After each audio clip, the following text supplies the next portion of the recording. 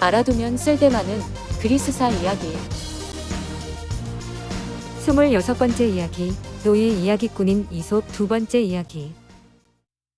시골쥐와 도시쥐. 시골쥐와 도시쥐는 서로 친한 친구였습니다. 어느 날 도시쥐가 시골쥐의 집에 놀러 왔는데 시골쥐가 대접한 음식이 너무 별 볼 일 없어서 탐탁치 않아 하며 시골쥐를 자기의 집으로 데려갔습니다. 도시쥐는 시골쥐에게 도시 구경을 마음껏 시켜줬으며 맛있는 음식도 대접했습니다. 시골쥐는 자신이 살고 있는 시골보다 멋진 도시에서 살고 싶어 했고 도시쥐를 부러워했습니다. 도시쥐와 시골쥐가 식탁에서 함께 음식을 먹고 있을 때 고양이가 들이닥쳤고 둘은 간신히 쥐구멍으로 달아났습니다. 고양이가 돌아간 것을 확인한 후 둘은 안심하며 다시 나와 음식을 먹다가 이번에는 사람이 들어오는 것을 보고 다시 쥐구멍으로 꽁무니가 빠지게 주량랑을 쳤습니다.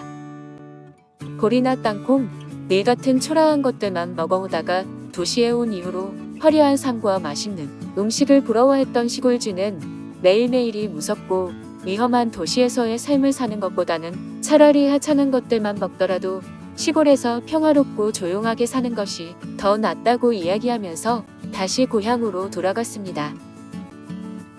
양치기 소년.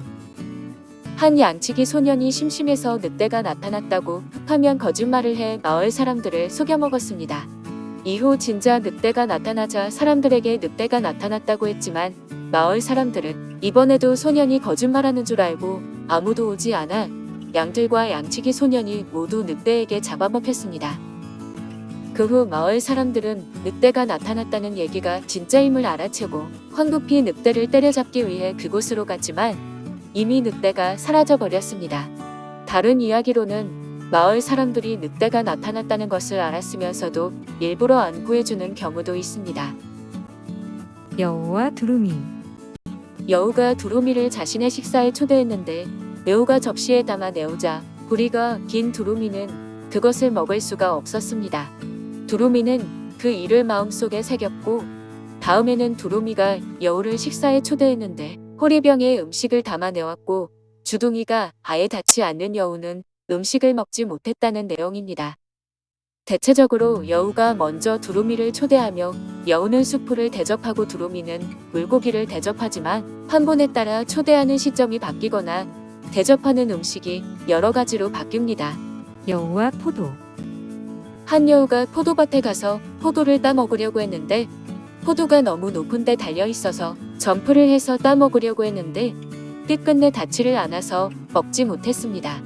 그러자 여우는 저 포도는 어차피 신 포도일 거야 라고 투덜거리며 포기하고 가버렸다는 내용입니다. 욕심 많은 개. 욕심쟁이 개가 고기를 입에 물고 다리를 건널 때 그 다리 밑에 다른 한 마리 개가 입에 고기를 물고 있었습니다. 욕심쟁이 개는 다리 밑에 고기가 더 크고 맛있어 보여 뺏어 먹으려고 짓자 입에 물고 있던 고기가 강물 속으로 떨어졌습니다. 당연하지만 물속에 비친 개의 모습은 오로지 자기 자신의 모습인데 그걸 모르고 괜한 욕심부리다가 자신의 것도 잃어버린 셈입니다. 심한 욕심을 부리면 자신의 것도 잃어버린다는 것이 교훈이며 비슷한 이야기로는 황금알을 낳는 거위가 있습니다.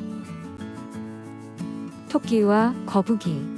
옛날에 토끼와 거북이가 달리기 경주를 했습니다. 처음에는 토끼가 압도적으로 앞서자 거북이가 뒤처진 걸 보고 방심해서 중간에 잠을 잡고 거북이가 그동안 열심히 기어서 골인을 하게 됩니다. 토끼는 거북이에게 달리기로 졌다라는 굴욕적인 타이틀을 달게 되었습니다. 능력보다 노력이라는 주제의식 덕분에 이솝 5화 중에서는 아이들 교육용으로 많이 쓰이면서 잘 알려진 이야기입니다. 팔려가는 당나귀. 한 방앗간 주인과 그의 아들이 당나귀를 내다 팔기 위해 끌고 가는데 지나가던 박물상이 이런 바보들을 봤나? 당나귀를 뒀다 뭐하나? 라며 비웃자 아버지는 아들을 당나귀에 태우었습니다. 그렇게 가는데 노인들이 그들을 보자 불효막심한 놈, 지 편하자고 늙은 애비를 걷게 하다니 라며 크게 화를 내자 이에 아들이 내리고 아버지가 당나귀에 타며 갔습니다. 그러자 이번에는 우물 앞에서 물을 기르던 아줌마들이 그 상황을 보고 비정한 인간, 어떻게 아버지가 되어서 어린 아들을 겁게 놔둘 수가 있어요? 라며 화를 내고 결국 이번에는 부자가 같이 당나귀에 올라탔습니다. 이번에는 그것을 본 한 무리의 건장한 사나이들이 아버지에게 못된 사람들 같으니라고 짐승이 불쌍하지도 않소? 라고 말하자 이에 부자는 진짜로 당나귀의 다리 둘을 막대기에 묶어 어깨에 메고 갔습니다. 이 모습은 순식간에 사람들에게 웃음거리가 되었는데 마을 입구에 가까운 다리를 지나가던 중 당나귀가 밑에 물이 흐르는 걸 보고는 겁이 나서 발버둥치다가 줄이 풀리는 바람에 개울에 빠져 익사했습니다. 그걸 본 부자는 잔뜩 풀이 죽은 채로 귀가했습니다. 황금알을 낳는 거위. 농부가 일을 하고 있을 때 거위 한 마리가 농장으로 들어오자 그 거위를 요리해 먹으려고 집 기둥에다가 묶었습니다. 다음 날에 그 거위가 알을 낳았는데 알에서 황금빛이 나는 게 아닌가요? 혹시나 하고 알을 보았더니 진짜 황금으로 된 알이었습니다. 그 뒤 계속해서 황금알을 낳는 거위 덕분에 농부는 황금알을 시장에다 팔아 부자가 되었습니다. 그러던 어느 날 농사일 짓기가 싫어진 농부가 황금알을 낳는 거위의 배를 가르며 훨씬 더 많은 알이 쏟아져 나올 거라는 기대를 잔뜩 한 다음 거위를 잡아 배를 갈랐지만 거위의 배에서는 보통 거위들처럼 붉은 피만 쏟아질 뿐이었습니다. 27번째 이야기, 천하무적. 그리스의 해군과 보병으로 이어집니다.